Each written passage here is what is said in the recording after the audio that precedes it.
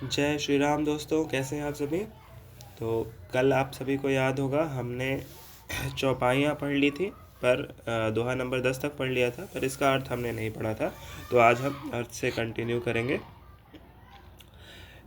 इसमें श्री रघुनाथ जी का उदार नाम है, जो अत्यंत पवित्र है, वेद पुराणों का सार है, कल्याण का भवन है और अमंगलों का हरने वाला है, जिसे पार्वती जी सहित भगवान शिव जी सदा जपा करते हैं। जो अच्छे कवि के द्वारा रची हुई बड़ी अनूठी कविता है, वह भी राम नाम के बिना शोभा नहीं पाती। जैसे चंद्रमा के समान मुख वाली सुंदर स्त्री सब प्रकार से सुसज्जित होने पर भी वस्त्र के बिना शोभा नहीं देती, इसके विपरीत कुकवि की रची हुई सब गुणों से रहित कविता को भी राम के नाम एवं यश से अंकित जानकर बुद्धिमान लोग आदरपूर्वक कहते और सुनते हैं, क्योंकि संत जन भौरे की भांति गुण ही को ग्रहण करने वाले होते हैं। यद्यपि मेरी इस रचना में कविता का एक भी रस नहीं है, तथापि इसमें श्री राम जी का प्रताप प्रकट है। मेरे मन में यही एक भरोसा है, भले संग से भला किसने बड़प्पन नहीं पाया, कहीं न सुसंग बड़प्पन पावा। धुआं भी अगर के संग से सुगंधित होकर अपने स्वाभाविक कड़वेपन को छोड़ देता है। मेरी कविता अवश्य भद्दी है, परंतु इसमें जगत का कल्याण करने वाली राम कथा रूपी उत्तम वस्तु का वर्णन किया गया है। इसी से सॉरी दोस्तों, इसी से यह भी अच्छी ही समझी जाएगी।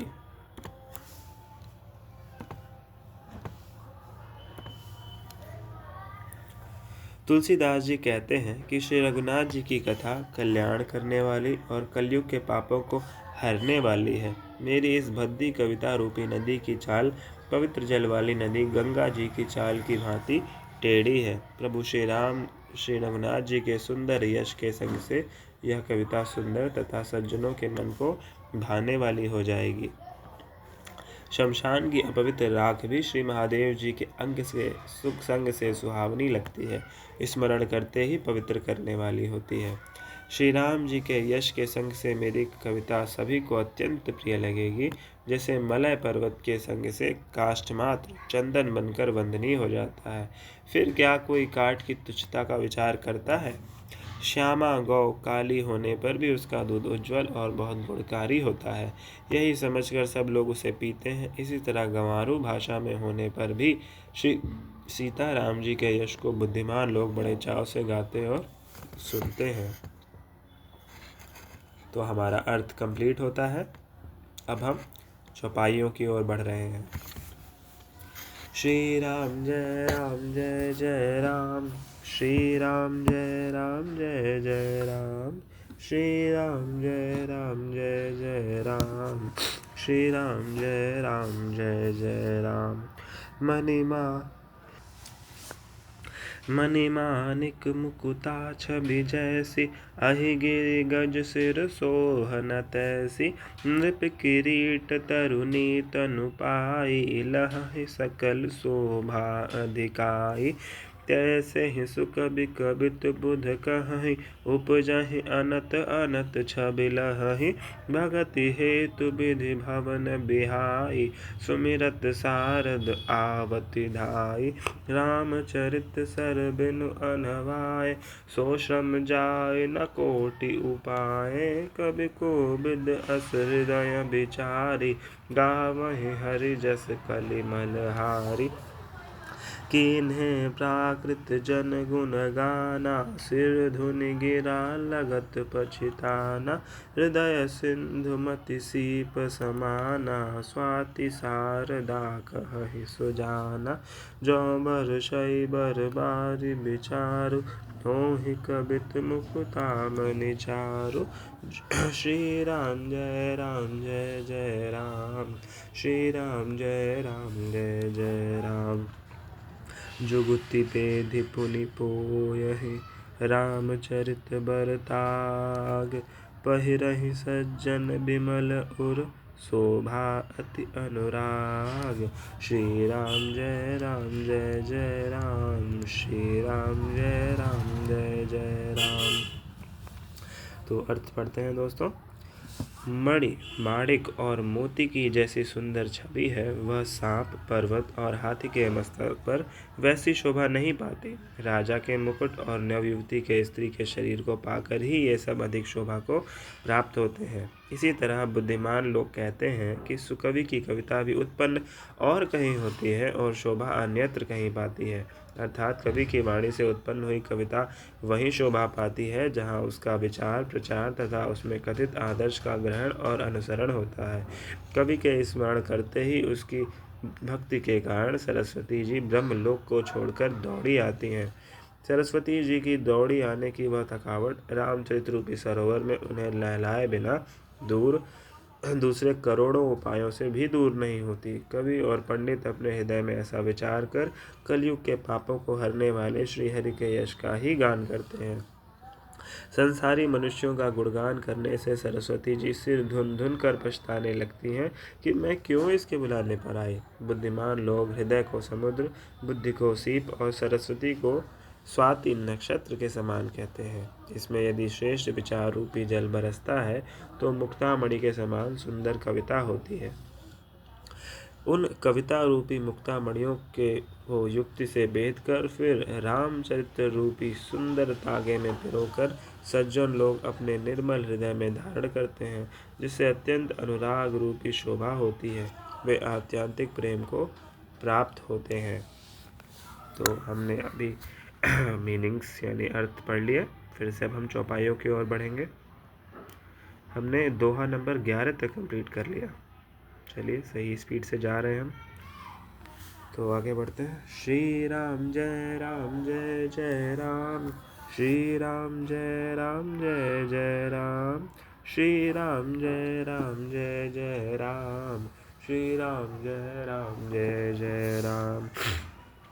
जे जन में कलिकाल कराला, कर तब बायस बेश मराला, चलत कुपंथ बेद मग छाड़े, कपट कलेवर कलिमल भाणे, बंचक भगत कहाय राम के, किंकर कंचन कोह काम के, तिन मह प्रथम रेख जग मोरी, धींग धरम ध्वज धंधक धोरी, जो अपने अब गुण सब कहूँ, बाढ़ई कथा पार नहीं लहूँ, ताते मैं अति अलप बखाने, थोरे महु जान यही सयाने, समुझि विधि विधि बिनती मोरी, कौन कथा सुनि दे यही खोरी, एतहु पर कर यही जय असंका, मुहते अधिक ते जड़ मति रंका, कबि न हो नहीं चतुर कहावो,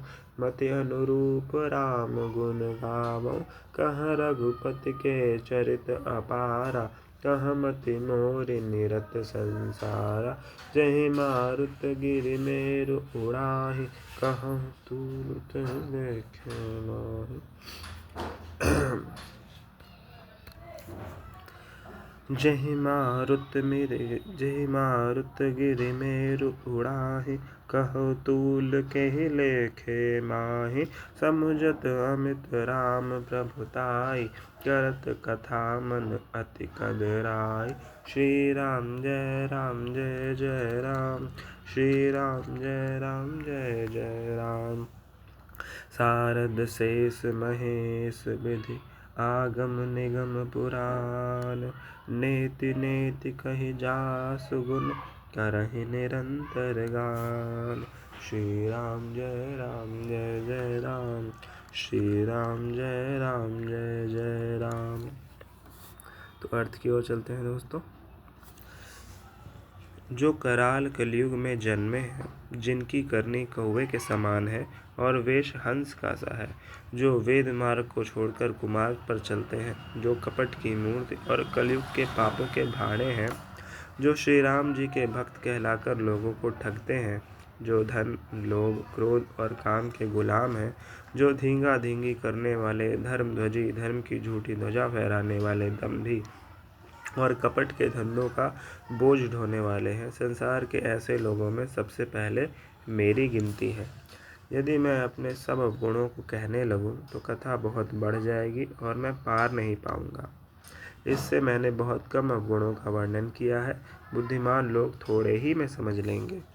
मेरे अनेकों प्रकार की विनती को समझकर कोई भी इस कथा को सुनकर दोष नहीं देगा। इतने पर भी जो शंका करेंगे वे तो मुझसे भी अधिक मूर्ख और बुद्धि के कंगाल हैं।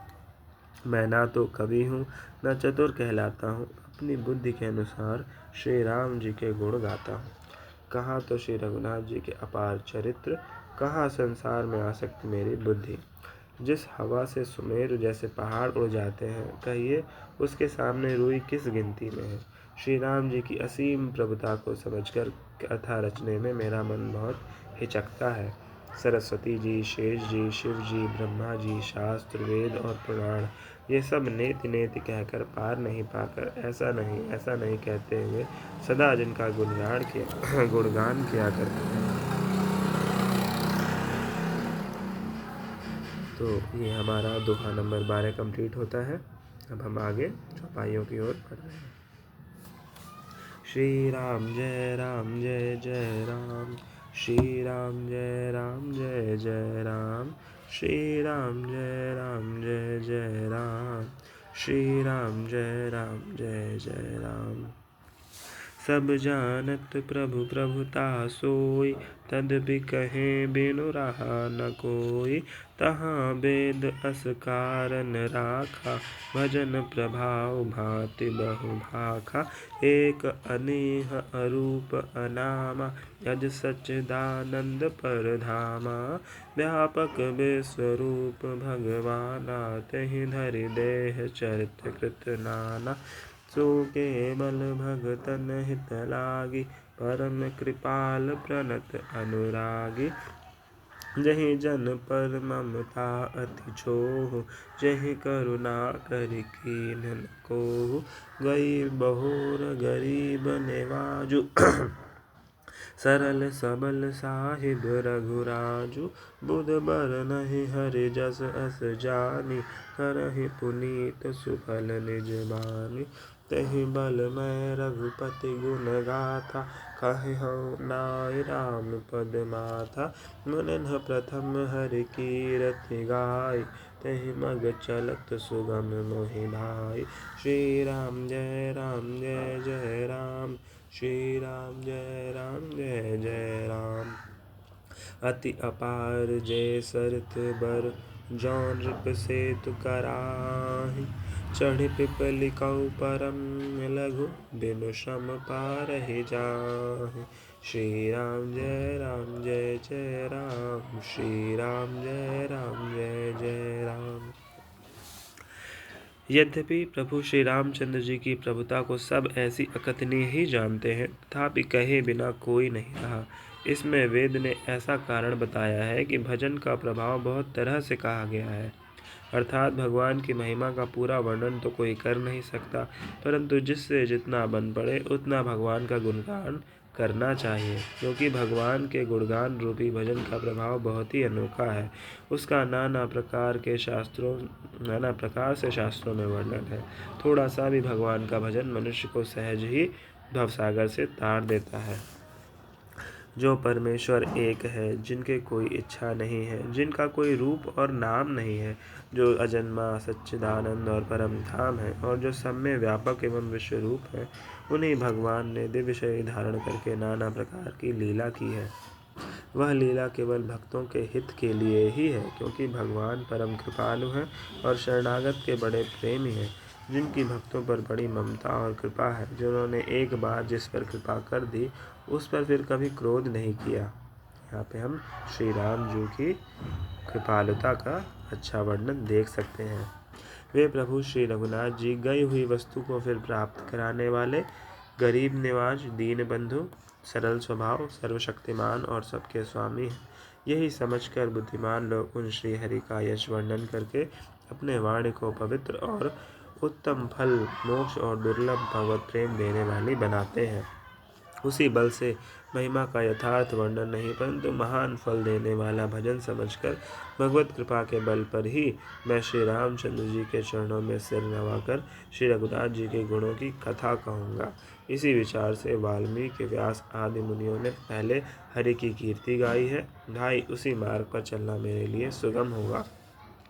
जो अत्यंत बड़ी श्रेष्ठ नदियाँ हैं, यदि राजा उन पर पुल बांध देता है तो अत्यंत छोटी चींटियाँ भी उन पर चढ़कर बिना ही परिश्रम पार चली जाती हैं। इसी प्रकार मुनियों के वर्णन के सहारे मैं भी श्री रामचरित्र का वर्णन सहज ही कर सकूँगा।